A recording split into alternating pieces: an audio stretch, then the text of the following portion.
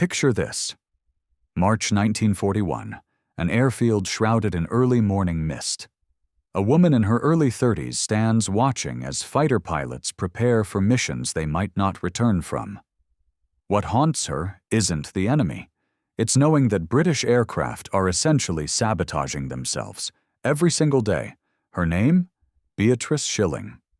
And she's about to change the course of aerial warfare with something that costs less than a cup of tea. But before I tell you how she did it, you need to understand just how desperate things had gotten. RAF pilots were facing a nightmare scenario. German Messerschmitt Bf-109s had been terrorizing the skies. In just 1 week, 43 enemy fighters crossed the English Channel. British pilots engaged them 27 times. The result? 14 Hurricanes destroyed, 9 Spitfires shot down. And here's the truly maddening part. It wasn't German superiority that was killing them. Every engagement followed an identical, horrifying pattern. British pilot identifies enemy aircraft, pushes his stick forward, diving to attack. Then, disaster. His engine dies. Just stops. The German fighter either escapes or, even worse, loops back around and riddles the helpless Hurricane with bullets, while the pilot frantically tries to restart his powerless Rolls-Royce Merlin engine. Schilling had examined every combat report, read through countless maintenance records, interviewed survivors who'd lived through these engine failures. The culprit? Physics. Cold, merciless physics. When a Spitfire or Hurricane pitched into a sudden dive, the carburetor's float chamber couldn't handle the negative G-forces. Fuel flooded to the top. The fuel jet starved. The engine quit for precisely 1.5 seconds.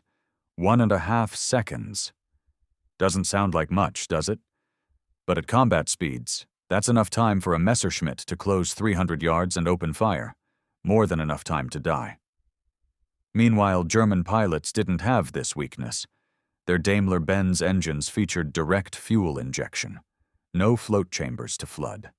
Bf-109 pilots could dive, climb, barrel roll, even fly inverted without losing a single beat of engine power.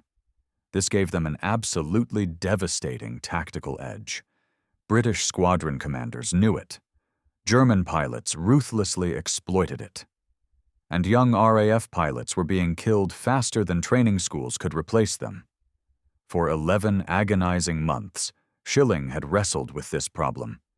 The engineering teams at Rolls-Royce were developing a pressure carburetor, a proper, comprehensive redesign of the entire fuel delivery system. But this solution wouldn't be production-ready until 1943, maybe even 1944. The war wasn't going to wait that long. The pilots couldn't wait. Every morning, brave young men climbed into their Spitfires, and Hurricanes fully aware that their own engines posed as much danger as enemy fire. But stick with me, because what happens next is absolutely remarkable. That morning at RAF Kenley, Schilling watched Squadron Leader Davies approach his Hurricane. 24 years old, 41 combat missions under his belt, 3 confirmed kills. He'd already reported engine failure twice in the previous month, both times during combat dives. Both times he'd survived purely through luck and thousands of hours of training. Davies nodded at Schilling as he walked past. She nodded back. He had no idea she was the carburetor specialist from Farnborough. Probably assumed she was somebody's secretary. What Davies didn't know was that Schilling had brought something with her that morning. Something small, something incredibly simple. A precisely machined brass component that her team had tested on a bench engine for 6 weeks. It worked in the laboratory. But laboratories aren't combat. Combat is 300 miles per hour. Combat is negative G-forces brutal enough to pin a pilot against his harness. Combat is living or dying in 1.5 seconds. Schilling walked over to her Norton motorcycle. Inside her leather satchel sat the brass restrictor and a plan that would either rescue the Royal Air Force or completely destroy her career. By noon, she'd know which. Now, you might be wondering, how did someone figure out such a critical problem? Stay with me. The carburetor crisis had erupted in July 1940 when the RAF switched to 100-octane fuel. Higher octane meant increased boost pressure. Increased boost meant the Merlin engine could produce 1,310 horsepower instead of 1,400. Spitfire Mark II's could reach 370 miles per hour in level flight, fast enough to catch Messerschmitts. But the Skinner's Union carburetor couldn't withstand the negative G-forces generated by high-speed combat maneuvering. Schilling understood carburetors better than virtually anyone in Britain. She'd joined the Royal Aircraft Establishment in November 1939, exactly 1 month after war was declared. She was one of only 2 women in the entire engine department. The other was a secretary. Schilling held the position of principal technical officer in charge of carburetor research and development. Most men she worked alongside had never encountered a female engineer before. Some genuinely didn't believe women belonged in engineering. Schilling couldn't have cared less what they believed. She cared about one thing: keeping pilots alive. She'd grown up disassembling engines. At 14, she'd purchased her first motorcycle, a Norton. She stripped its 2-stroke engine down to individual components, learned the function of every single part, then reassembled it. At 25, she'd raced that Norton at Brooklands, averaging 106 miles per hour, fast enough to earn the British Motorcycle Racing Club's Gold Star Award. Only 3 women in history had earned that distinction. Schilling was the second. Racing had taught her how engines failed under extreme stress. High G turns, sudden acceleration, extreme lean angles. She'd developed an intuition for what an engine needed before any gauge could tell her. That instinct had made her Britain's foremost carburetor specialist, and now British pilots were dying because their carburetors couldn't handle combat stress. The solution arrived in January. Beautifully simple physics. The float chamber flooded because fuel could flow unrestricted when gravity reversed directions. What if you restricted that flow? Not completely, just enough to prevent flooding. The engine would still receive fuel, just not an excessive amount. A brass disc with a precisely calculated aperture in the center. Install it in the fuel line upstream from the carburetor. Limit maximum fuel flow to slightly below what the engine demanded at full throttle. Schilling machined the first restrictor herself, a brass thimble shape, 0.125 inches in diameter. The central hole measured 0.04 inches. These dimensions were absolutely critical. Too large, and the carburetor would still flood. Too small, and the engine would starve at full power. She tested 17 different sizes before identifying the correct specifications. Then she simplified the design. A flat washer proved easier to manufacture, easier to install, easier to replace if damaged. Bench tests demonstrated it worked. The restrictor prevented flooding during simulated negative G conditions. But bench tests weren't combat. She needed to test it on an actual aircraft under genuine combat conditions. Here's where things get really interesting, and potentially career-ending. The problem was authorization. Installing unauthorized modifications on RAF fighters violated approximately 40 different regulations. If the restrictor failed in combat and a pilot died, Schilling would face court-martial, possibly imprisonment. She made a decision. Skip permission, ask forgiveness later. That morning at Kenley, she had 6 restrictors in her satchel and one very cooperative ground crew sergeant who owed her a favor. Sergeant William Cooper had worked on Merlin engines for 3 years. He'd witnessed 19 pilots die from engine failures. When Schilling showed him the brass washer, he didn't ask questions. He simply nodded and reached for his toolkit. The Hurricane sat on the dispersal pad. Pilot inside. Engine warming up. 20 minutes until takeoff. Cooper worked with remarkable speed. He disconnected the fuel line between pump and carburetor. The restrictor slid into position. He welded it with a small butane torch. 60 seconds of work. The modification was invisible unless you knew exactly where to look. Schilling inspected the weld. Clean. Solid. Professional. Squadron Leader Davies would fly with the restrictor installed. He didn't know it was there. Schilling hadn't informed him, hadn't told the squadron commander, hadn't told anyone except Cooper. If the restrictor failed and Davies died, there would be no paper trail, no authorization forms, no testing documentation, just a dead pilot, and a brass washer that shouldn't have existed. Think about the weight of that decision for a moment. The Hurricane's Merlin engine roared to full power. Davies completed his pre-flight checks. Oil pressure? Good. Coolant temperature? Good. Magnetos firing on all 12 cylinders. He released the brakes. The Hurricane rolled forward, accelerated, lifted off. Schilling watched it climb. 800 feet, 1,200 feet, 2,000 feet. The Hurricane banked south towards the channel. Schilling had brought binoculars. She watched Davies climb to 15,000 feet. 2 additional Hurricanes joined him, a section of 3 in standard patrol formation. They flew toward Dungeness. German fighters had been active over Dungeness throughout the week. If Davies encountered a Messerschmitt, he'd have to dive, and the restrictor would either work or it wouldn't. Schilling waited on the tarmac. Cooper stood beside her. Neither spoke. Ground crew prepared additional Hurricanes for the afternoon patrol. A fuel truck rumbled past.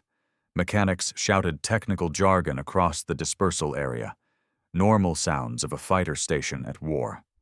Schilling heard none of it. She was calculating fuel flow rates in her head. 0.04 inches, maximum flow at full throttle, negative G duration, 1.5 seconds. The mathematics worked, but mathematics wasn't combat. 40 minutes passed. Then an hour. Radio silence from Davies's section. That could mean anything. No contact with enemy fighters, or contact so intense there was no time to report, or Davies was dead and his Hurricane was scattered across a French field. What happens next will shock you. At 0937, the radio crackled. Controller's voice. 3 Hurricanes inbound, 2 minutes out. Schilling raised the binoculars. She saw them. 3 dark shapes against the morning sky. All 3 aircraft. No losses. The Hurricanes entered the circuit. Davies landed first.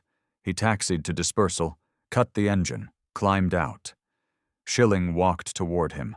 Her hands were trembling. She'd designed explosive devices before. She'd tested engine modifications under laboratory conditions. But she'd never done anything like this. Never installed an unauthorized modification and sent a pilot into combat to test it. Davies pulled off his helmet. He was smiling. That was highly unusual. Pilots didn't smile after combat patrols. They typically looked exhausted, haunted. Davies looked excited. Cooper asked the critical question. "Any problems with the engine, sir?" Davies looked at Cooper, then at Schilling, then back at Cooper. "Best the Merlin's ever run," he said. "Dove on 2 Messers over Dungeness. Engine never missed a single beat." "Let me tell you what happened up there." Schilling asked Davies to describe exactly what had occurred. He'd spotted 2 Messerschmitt 109s at 14,000 feet, both aircraft flying east toward France. Davies had positioned his section above them, altitude advantage. He'd pushed into a steep dive, 400 miles per hour. Negative G-forces strong enough to lift him against his harness straps. The dive that should have killed his engine. But the Merlin kept running. Full power through the entire dive. Davies had closed to 200 yards before the German pilot spotted him. He'd fired a 3-second burst, saw strikes on the Messerschmitt's left wing root. The German fighter broke hard right and fled toward France. Davies had pulled up, climbed back to altitude. The engine had performed flawlessly. It was the first time in 11 months that Davies had successfully pressed a diving attack without his engine cutting out. He wanted to know what maintenance had done to his Hurricane.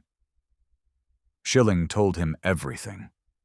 She explained the restrictor, the brass washer, the fuel flow limitation. Davies stared at her for 5 seconds. Then he turned to Cooper. "Put that thing in every Hurricane on this station," he said. "Today." Schilling explained it wasn't authorized. Davies didn't care about authorization. He cared about surviving combat. Every pilot at Kenley had lost friends to engine failures. 19 pilots dead in 6 months. Davies said if the brass wanted to court-martial him for installing an unauthorized modification, they could do it after the war ended. Right now, his squadron needed working engines.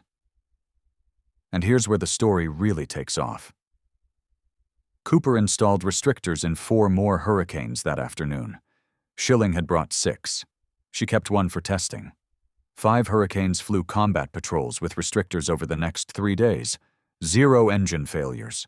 12 diving attacks successfully pressed against German fighters. Pilots reported the Merlin engines ran perfectly, better than perfectly. Some pilots claimed they were getting more power at altitude. Word spread like wildfire. By March 18th, every squadron commander in 11 Group knew about the restrictor. They wanted it, all of them. Immediately. Schilling received 14 phone calls in 2 days. Could she visit their stations? Could she bring more restrictors? How quickly could they be manufactured? The problem was supply. Schilling had machined 6 restrictors herself in the RA workshop. Manufacturing thousands would require proper production facilities. Brass stock, precision machining equipment, quality control. She needed approval from the Air Ministry. She needed funding. She needed time. She got approval in 4 days. The Air Ministry fast-tracked her proposal. They called it a war-winning modification. Rolls-Royce received the production contract. They could manufacture 500 restrictors per week. Installation would begin immediately at every fighter station in Britain. But the real impact, you won't believe these numbers. Schilling assembled a small team, 3 engineers from Farnborough, 2 civilian mechanics. They would tour RAF stations and oversee installations. The restrictor could be fitted without removing aircraft from service. That was absolutely critical. Every Hurricane and Spitfire needed to stay operational. The Battle of Britain was technically over, but German fighters still crossed the Channel daily. RAF Fighter Command couldn't afford to ground its squadrons. Schilling loaded her Norton motorcycle with tools and restrictors. She'd visited 43 RAF stations before the war. She knew every fighter base in southern England. She knew the commanding officers. She knew the ground crews. Now she'd visit them again, this time with a brass washer that would save their pilots' lives. By March 25th, installation teams were ready. 600 restrictors manufactured, 40 stations on the schedule, 3,000 Merlin engines waiting for modification. Schilling started her Norton and headed north toward Biggin Hill. Biggin Hill was the busiest fighter station in 11 Group. 32 Spitfires, 21 Hurricanes, 4 squadrons rotating through continuous combat operations. Schilling arrived at Orifice on March 26th. Station Commander Group Captain Grice met her at the gate. He'd lost 7 pilots to engine failures in the past 2 months. He wanted the restrictors installed immediately. Ground crews worked in shifts, 4 aircraft at a time. Each installation took 12 minutes. Disconnect fuel line, weld restrictor in place, reconnect line, test for leaks. The welding had to be perfect. A faulty weld at altitude could starve the engine completely. Schilling supervised every installation personally. She checked every weld, tested every connection, rejected 3 restrictors that didn't meet specifications. Pilots watched the modifications with intense interest. Flight Lieutenant James Lacey had 41 combat missions. He'd experienced engine failure twice, both times during critical moments in dogfights. He asked Schilling how a simple washer could solve such a complex carburetor problem. She explained fuel flow physics, float chamber dynamics, negative G effects on liquid fuel. Lacey understood immediately. He was an engineering graduate from Cambridge. He called it brilliant simplicity. By March 28th, all 53 Merlin engines at Biggin Hill had restrictors installed. Schilling moved to Hornchurch, then Northolt, then Tangmere. The pattern repeated at every station. Ground crews worked 12-hour shifts. Pilots flew combat patrols with modified engines. 0 failures reported. The restrictor worked exactly as designed. Now here's where it gets really interesting. The nickname. Pilots started calling it Miss Schilling's Orifice. The nickname came from Sir Stanley Hooker, chief engineer at Rolls-Royce Supercharger Division. It was crude British humor, slightly inappropriate. Schilling didn't mind. She'd spent 6 years working with RAF personnel. She understood how military men dealt with stress. If crude nicknames helped them remember the modification, she'd accept any name they wanted to use. The nickname spread, faster than the restrictor itself. By April, every pilot in Fighter Command knew about Miss Schilling's Orifice. They requested it specifically. Some pilots refused to fly combat missions until their aircraft had the modification installed. Squadron commanders supported them. They'd seen too many good pilots die from preventable engine failures. German intelligence noticed the change in British fighter performance. Luftwaffe after-action reports from early April mentioned improved RAF diving attacks. British fighters no longer broke off pursuit during negative G maneuvers. Messerschmitt pilots could no longer exploit the carburetor weakness. The tactical advantage had disappeared. By mid-April, Schilling's team had installed restrictors in 2100 Merlin engines, every Hurricane and Spitfire in Fighter Command, every operational training unit, every aircraft in reserve status. The modification became standard equipment. New aircraft rolling off production lines at Castle Bromwich and Southampton came with restrictors pre-installed. The pressure carburetor was still in development. Rolls-Royce estimated it would be ready for production in 1943. But the restrictor worked so well that some engineers questioned whether the pressure carburetor was even necessary.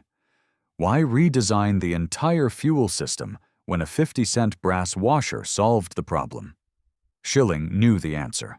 The restrictor was a stopgap, a brilliant stopgap, but temporary. The pressure carburetor would eliminate the negative G problem completely. No fuel flow restrictions, no power limitations. Full engine performance under any flight condition. That was the proper engineering solution. But until 1943, Miss Schilling's Orifice kept RAF pilots alive. And that was enough. Let me show you the actual impact with cold, hard numbers. The results were measurable. Fighter Command tracked combat statistics meticulously. Every engagement, every kill, every loss. The numbers told a crystal-clear story. March 1941, before the restrictor. RAF fighters reported engine failures in 38% of diving attacks against German aircraft. Pilots broke off pursuit. Enemy fighters escaped.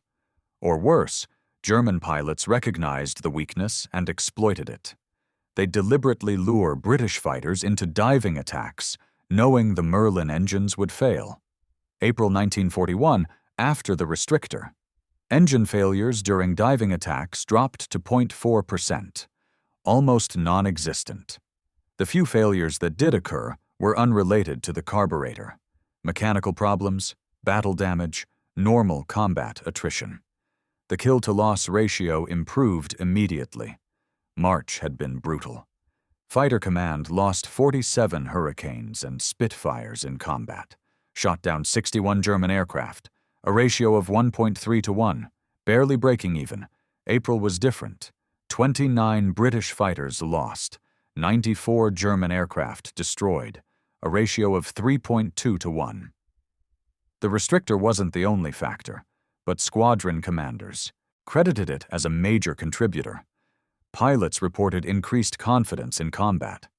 Flight Lieutenant Robert Stanford Tuck flew Spitfires out of Duxford.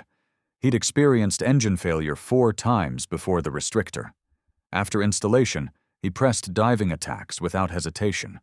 He destroyed 3 Messerschmitt 109s in May, 2 more in June. He credited the restrictor with giving him the confidence to commit to aggressive tactics.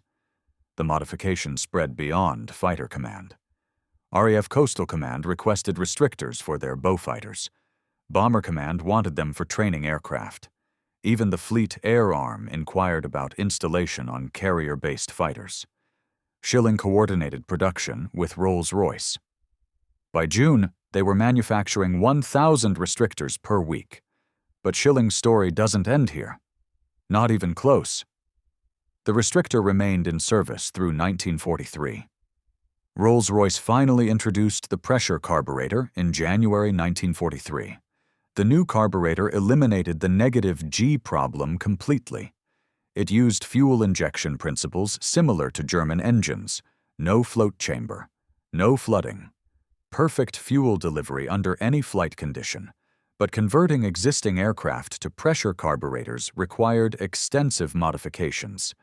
Remove the old carburetor. Install new fuel pumps. Rewire engine controls. Each conversion took 8 hours. During those 8 hours, the aircraft couldn't fly combat missions. Fighter Command couldn't afford to ground squadrons for extended maintenance, so they kept the restrictors. Many aircraft flew with Miss Schilling's Orifice until 1944. Some until the very end of the war. New production Spitfires and Hurricanes received pressure carburetors, but older aircraft kept their restrictors. Pilots trusted them. Ground crews knew how to maintain them. If it worked, don't change it. Schilling moved on to other projects. She worked on cold weather starting systems for engines deployed to Iceland and Russia. She researched high-altitude fuel mixture problems. She helped design improved supercharger systems for late-war Merlin variants.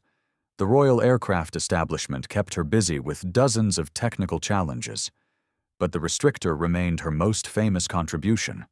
Pilots remembered it. Engineers studied it. After the war, aviation schools taught it as an example of elegant problem-solving under pressure. Simple solution, immediate implementation, measurable results. Everything good engineering should be. Keith Maddock, chief engineer at Hangar 42 during the war, said it years later. Beatrice Schilling helped us win World War II. Of that, there is absolutely no doubt. The restrictor was a war-winning modification. But there's so much more to her story. Schilling's work didn't stop with the restrictor. The Royal Aircraft Establishment had dozens of critical problems requiring solutions. Engine failures at high altitude, fuel system icing in extreme cold, starting problems in Arctic conditions. Every problem threatened pilot lives. Every problem landed on Schilling's desk. She worked on cold weather modifications for Spitfires deployed to Murmansk. Russian winter temperatures plummeted to -40 degrees Fahrenheit. Standard engine oil turned to sludge. Batteries died. Fuel lines froze. British pilots couldn't start their aircraft. Soviet ground crews had no experience with Merlin engines.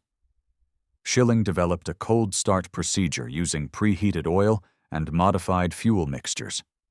It worked. Spitfires flew combat missions over Murmansk through the winter of 1941 to 42. She researched high-altitude performance problems. Late-war Spitfire variants flew at 35,000 feet. The Merlin engine struggled at that altitude. Thin air, low oxygen content. Fuel mixture had to be precisely calibrated. Too rich, and the engine flooded. Too lean, and it overheated. Schilling developed altitude-compensating carburetor modifications that improved power output by 8% above 30,000 feet. Her personal life remained carefully separated from her work. She'd married George Naylor in September 1938. He worked at the Royal Aircraft Establishment as an aerodynamicist. When war started, he'd volunteered for RAF Bomber Command. He flew Avro Lancasters with 625 Squadron, 31 combat missions over Germany. He earned the Distinguished Flying Cross for completing an extra tour beyond his required missions. Schilling worried about him every time he flew. She understood bomber loss rates. Bomber Command suffered higher casualties than any other RAF branch. 1 in 2 bomber crew members didn't survive the war. Naylor beat those odds. He survived his tours and returned to Farnborough in 1944. They never talked about his missions. He never asked about her projects. They kept work and marriage in separate compartments. Schilling continued racing motorcycles when time permitted. She'd stopped racing at Brooklands when war started. The famous circuit had been converted to aircraft production facilities. But she still rode her Norton. Fast riding helped her think, solve problems that laboratory work couldn't crack. Some of her best engineering ideas came while riding at 90 miles per hour on country roads. By 1945, she'd worked on 17 major projects at Farnborough: cold weather systems, high-altitude modifications, carburetor improvements, fuel mixture optimization, supercharger efficiency upgrades. Each project saved lives. Each project kept RAF aircraft operational under extreme conditions, but none achieved the fame of the restrictor. The war ended in May 1945. Germany surrendered. Japan followed in August. The Royal Aircraft Establishment transitioned from wartime emergency projects to peacetime research. Slower pace, lower urgency, different priorities. Schilling stayed at Farnborough. She had no intention of leaving. Engineering was her life. In 1948, she received official recognition for her wartime contributions. King George VI appointed her Officer of the Order of the British Empire. The OBE ceremony took place at Buckingham Palace. Schilling wore her formal dress, accepted the medal, posed for photographs, then went back to work at Farnborough the next morning. She never stopped engineering, never stopped solving problems, never stopped proving that women belonged in technical fields. Her career at the Royal Aircraft Establishment continued for another 21 years. But the restrictor remained her legacy, the brass washer that saved the Royal Air Force. Now, here's what happened in those final decades. Schilling worked at the Royal Aircraft Establishment until 1969, 33 years of continuous service. She never reached the top administrative positions. Those roles were reserved for men. The RAF leadership structure didn't promote women to director-level posts, regardless of accomplishment. Schilling accepted this limitation. She preferred hands-on engineering work anyway: laboratory testing, field modifications, real problems with real solutions. Her post-war projects included the Blue Streak missile program, Britain's first ballistic missile. Schilling worked on fuel delivery systems and high-altitude performance. She researched wet runway braking effects for jet aircraft. Landing accidents killed more pilots than engine failures by the 1950s. Understanding how water on runways affected tire friction could save lives. Schilling published 3 technical papers on the subject. She even helped design a bobsled for the Royal Air Force Olympic team. Strange project for an aeronautical engineer, but bobsled design involved aerodynamics, weight distribution, and friction management, skills Schilling had mastered over 30 years. The RAF team used her bobsled design in competition. They didn't win medals, but they didn't crash either. Schilling retired in 1969 at age 60. She spent retirement restoring vintage motorcycles, racing occasionally at classic motorcycle events, maintaining her Norton. She'd kept the same motorcycle since 1934. the machine she'd raced at Brooklands, the machine that had taught her how engines behaved under extreme stress. She died on November 18th, 1990. Age 81. Survived by her husband George and a lifetime of engineering achievements. The obituaries in British newspapers focused on the restrictor, the brass washer, Miss Schilling's Orifice. Everything else she'd accomplished was reduced to footnotes. But here's how her legacy lives on today. Her legacy survived in unexpected ways. In 2011, a pub in Farnborough was renamed the Tilly Schilling. The Brooklands Museum purchased her racing trophies and badges in 2015.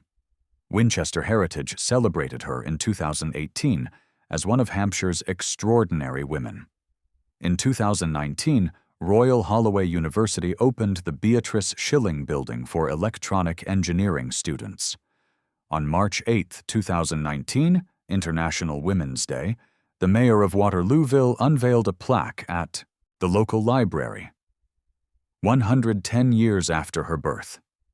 The restrictor itself became a teaching example. Engineering schools worldwide studied it. Simple solution to complex problem. Immediate implementation under wartime pressure. Measurable, life-saving results. Everything good engineering should achieve. Some universities kept original restrictors on display, small brass washers in museum cases, reminders that elegant solutions don't require complexity. If this story inspired you the way it inspired me, here's what I need you to do right now. Hit that like button. Every single like tells the algorithm to show this story to more people who need to hear it. Hit subscribe and turn on notifications. We're rescuing forgotten stories from dusty archives every single day. Stories about engineers who saved lives with brass washers and brilliant thinking. Real people, real heroism. Drop a comment right now and tell me where you're watching from. Are you watching from California, London, Tokyo, Sydney? Our community stretches across the entire world. You're not just a viewer. You're part of keeping these memories alive. Tell me your location.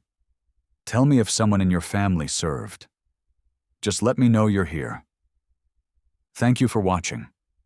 And thank you for making sure Beatrice Schilling doesn't disappear into silence. She deserves to be remembered. And you're helping make that happen.